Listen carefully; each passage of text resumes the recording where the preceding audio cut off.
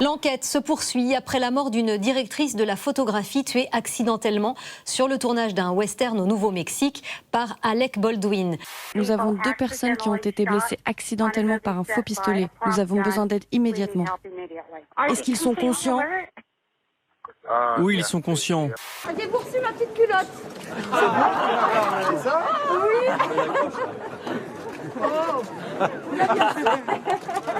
C'est vous, madame? Ah bah il n'y a pas que moi, moi et mes collègues. Alors, il n'y en a pas assez. Ah, il n'y en avait pas assez. L'armurière, qui était en charge sur le tournage, la voici. Anna Reid, 24 ans, c'était seulement son 2e film. Et écoutez bien ce qu'elle confiait à une radio locale il y a peu. Je viens de finir mon premier job en tant qu'armurière et j'étais super nerveuse. J'ai même failli refuser le poste parce que je ne m'en sentais pas capable. Une femme qui portera aux femmes de notre pays une attention nouvelle pour celles et ceux qui souffrent de violence ou de discrimination. Nous sommes tous derrière toi, tous, Anne. Et tu rassembleras tous ceux au-delà de nos rangs.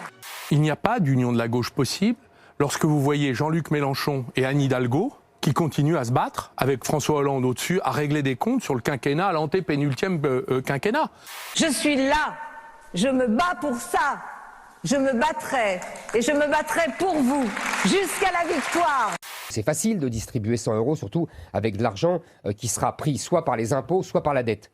Monsieur Macron fait un clientélisme à l'échelle absolument gigantesque.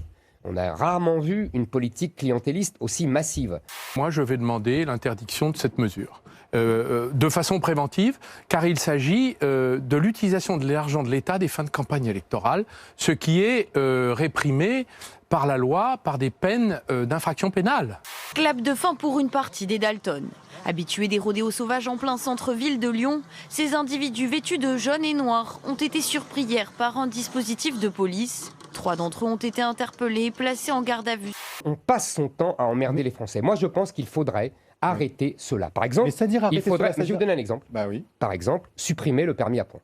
Le permis à points, aujourd'hui, a entraîné une circonstance qui est dramatique.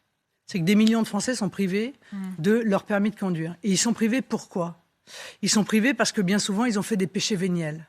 Monsieur Zemmour, c'est qui? C'est un homme pétri d'aigreur et d'orgueil, qui se rêve en Trump et qui, tous les jours, ne vous donnez même pas la peine. Une fois de plus, vous avez tweeté trop vite. Je vous l'ai reproché à une époque, souvenez-vous. Non, pas du tout. C'est extraordinairement réfléchi. C'est un tweet sur le fond. Et quand on dit il y a un commentaire, c'est pas un commentaire. On a là une personne qui, en fait, illustre une position politique. Donc il s'est dit, comment on va pouvoir inventer une nouvelle créature qui va pouvoir encore faire plus peur et jeter dans les bras du renouvellement du quinquennat de M. Macron. Emmanuel Macron qui a inventé Éric Zemmour. En tout cas, il le laisse prospérer, il l'encourage. C'est comme sa plante qu'il arrose tous les matins. Marine Le Pen a enfermé ses électeurs, qui sont pour la plupart des électeurs des classes populaires, ouvriers, chômeurs, employés, dans un ghetto politique parce qu'elle n'en sort pas et parce qu'elle ne les sort pas de ce ghetto. C'est-à-dire que le vote pour Marine Le Pen ne sert à rien puisqu'elle ne peut pas gagner la présidentielle. Ça ne sert à rien. Mais vous voyez, on est encore monté d'un cran. Non mais les attaques contre moi, comme toutes les autres d'ailleurs, elles sont gratuites. La plupart sont d'ailleurs des vieilles attaques recyclées, des LR qui m'ont attaqué sur ce sujet pendant des années et des années.